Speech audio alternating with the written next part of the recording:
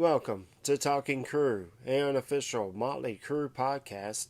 I'm your host, Kevin Humphrey, where I talk all things in the world of Motley Crue. This is episode 15 this week, the Matthew Trippy story. It's a special Saturday edition. I missed yesterday, technical difficulties, plus a lot of other stuff happened yesterday, so I'm sorry about that. So it's a special Saturday episode. There you go. This week in Motley news, quite a bit of it. John Five was the guest on a fan Guns N' Roses podcast called Appetite for Distortion, and I will post a link on that on the comment section. So definitely check it out. He talks about Motley Crue. He talks about Guns N' Roses, of course, because it is a Guns N' Roses podcast. He talks about being friends with Slash and Steven Adler way before they went big.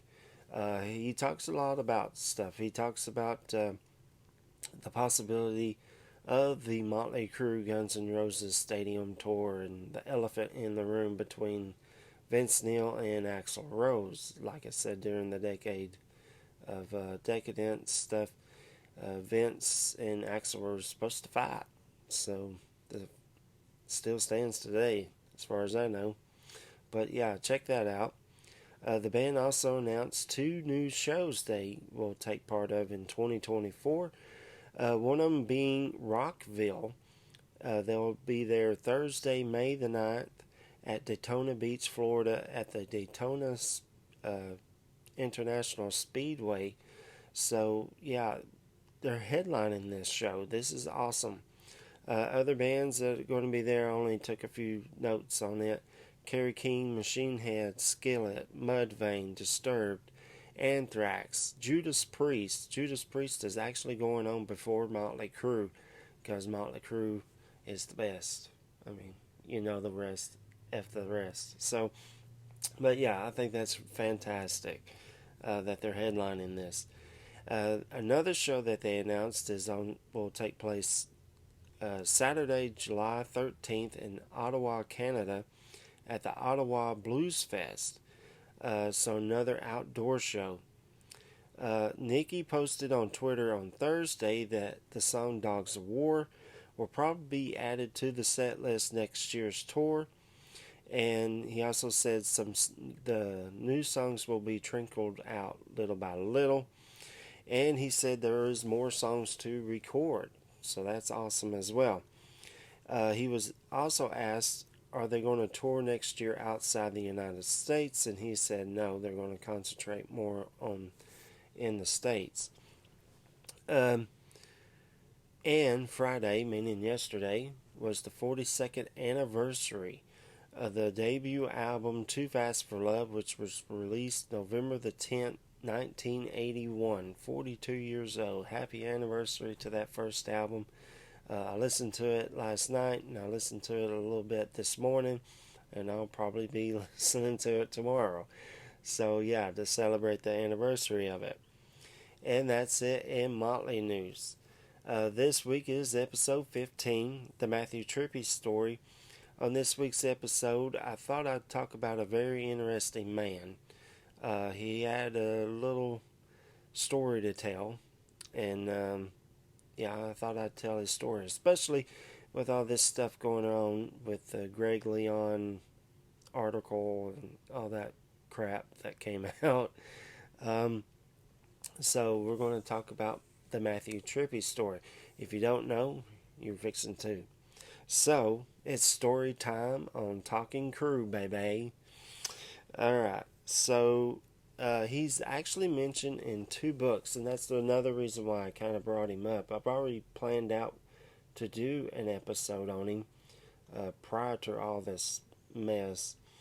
So he's actually in the Dirt book mentioned by Motley Crue, and he's also mentioned in this book that I got back in 1994. Motley Crue, Lewd, Crude, and Rude. It's a great book, but he has a whole chapter dedicated to his story on this. This is a great book, by the way. I kind of came across it in 94, at a record store, and of course I quickly snatched it up. But yeah, if you don't have that book, try and find it on eBay. I'm pretty sure it's on there. So let's get to his story. Matthew was born and raised in Erie, Pennsylvania.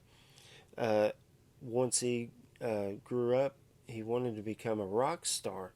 So he jumped on the Greyhound bus and went right to Los Angeles, California in 1982.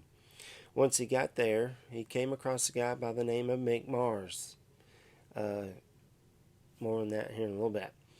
Then, also, he was a bass player, so he was trying out for some different bands and this and that. But it wasn't really happening for him.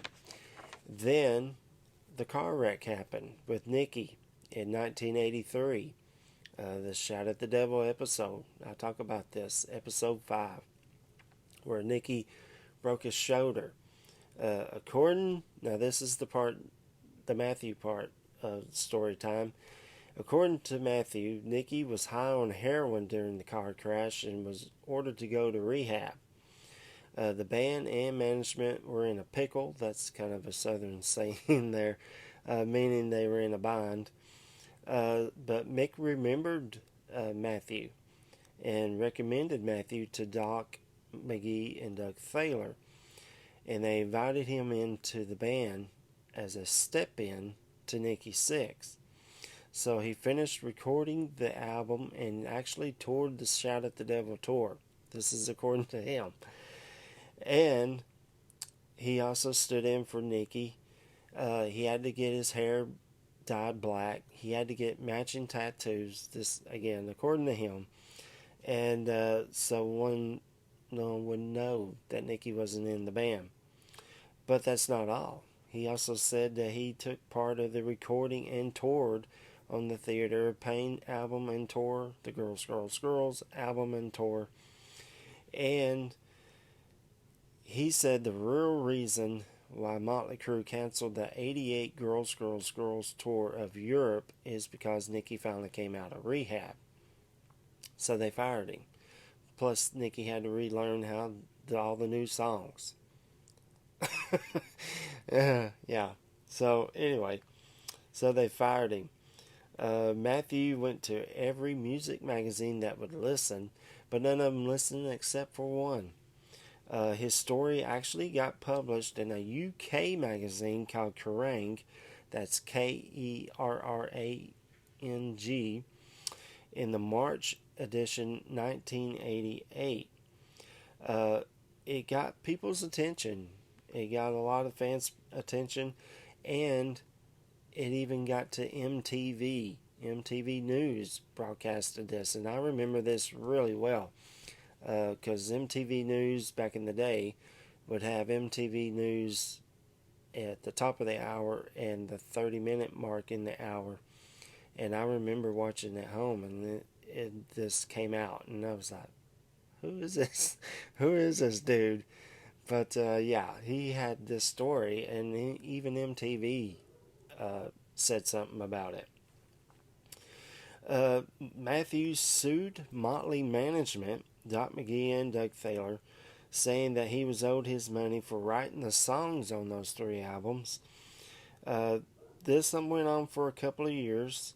When I was putting this episode together, I actually came across a quote from former manager Doc McGee, who said, quote, "I never met this guy in my life. And it was so far-fetched, he didn't even think it was real," unquote. On MTV News, they said Matthew's neighbor said that Matt had delusional behavior and that he would actually take the stand for Motley Crue if this went to trial. People who met Matthew face-to-face said he didn't look like Nicky at all. In fact, I'll show you a picture right now. There we go. Yeah. He doesn't look... Who's he trying to fool? So, as years went on, the story disappeared, as well as his court case. It was actually dropped It actually reached limitations back in 1993 and was completely out. Uh, while I was doing some research in 2010, he started his own business. So he gave up the rock star lifestyle thing, or trying to be a rock star. He started his own business repairing clocks and watches, where he lived in Naples, Florida.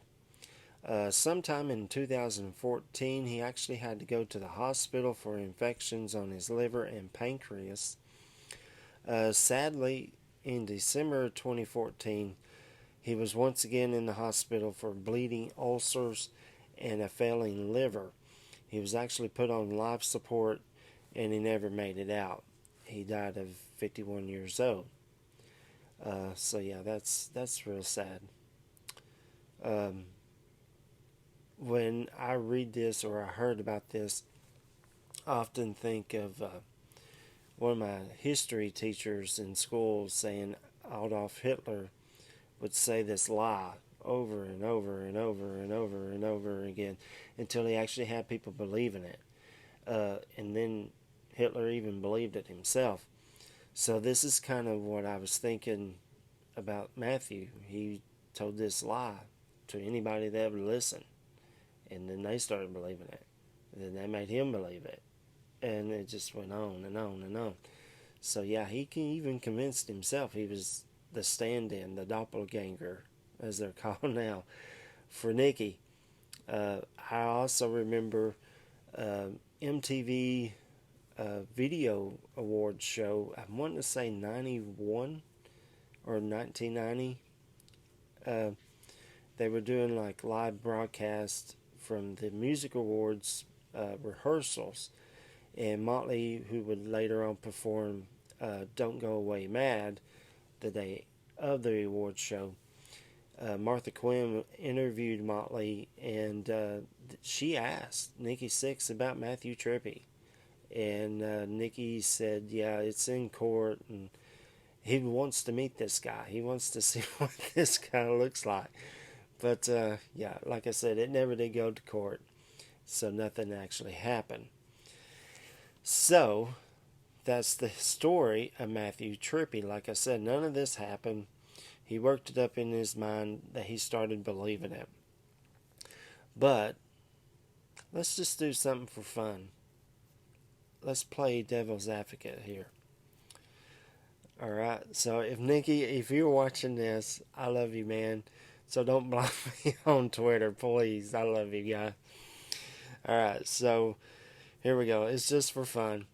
So Nikki was always pale from 81 to 88. I mean, like pale, ghost white.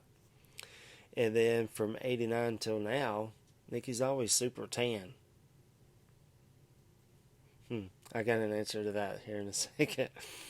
Okay, so like I said, in the Uncensored Home Video, which is episode 7, Nikki's asked to describe himself. First he says no, and then they start showing these little clips of Nikki, and it's either Tommy or Nikki actually talks about Nikki in a third person. Kind of makes you go, right? And last but definitely not least, and this happened this year, the co-headlining stadium tour with Def Leppard over in Europe. Nikki was quoted as saying, and I remember reading this and I thought of Matthew Trippy, was Nikki said, I don't remember playing on any of the first four studio albums. So yeah, kind of makes you wonder. But that was the first thing I thought of. Now, like I said, none of this is real. Nikki is Nikki Sixx. He has been, always will be. So let's go to some probably answers to all this. Why he was real pale. Probably because all the drugs he was on. Probably kept him real pale. Plus, he might have got a tanning bed in his home. And now he lives in Wyoming, so looking at his pictures on Instagram and stuff, he's always outside, so that has a lot to do with it. And I'm almost positive it's Tommy saying that about Nikki on the Uncensored Video. As far as Nikki not remembering playing on the first four Motley Crue albums. That's actually possibly true. Uh, Even on last week's episode, the Decade of Decadence home video, Tommy and Vince both said they don't remember recording the Too Fast for Love album. It went by so fast. They Before they knew it, it was done. So that's a possibility. Plus, Shout at the Devil. Uh, he was doped up on oxycodone because of his shoulder. Plus, he was doing Jack Daniels, cocaine, and whatever else there was. Theater of Pain. He was started dabbling with heroin. Girls, Girls, Girls. He quit heroin to record the album and write the songs, but there again, he was still doing Jack Daniels and cocaine and pills. According to Tommy Lee, they were popping pills. So yeah, he probably don't remember it, but he did do it because Tom Worman said so on Mitch LaFon's podcast. Nicky played every single note on those albums. So that's it for this week's episode. Homework this week. Do you remember this? Because I do. Especially the MTV News report. Have you ever heard of this before? And question number 3, what are your thoughts on this? So there's your 3 questions for this week's episode. Next week's episode, I will be back on Friday, I promise. Episode 16, we're going to talk about probably the most controversial Motley Crue album ever. Is it a Motley Crue album? Is it not? Some fans say it is. I kind of do. Some fans don't think so. Of course, I'm talking about MC94. And that's going to be next week's episode. I can't wait to talk about this. We're going to talk about the timeline because a lot happened between Decade of Decadence 81-91 album to MC94. I can't wait. It's going to be great. Some good stuff on the timeline. Some pretty bad stuff happened on the timeline as well. We'll talk about that next week.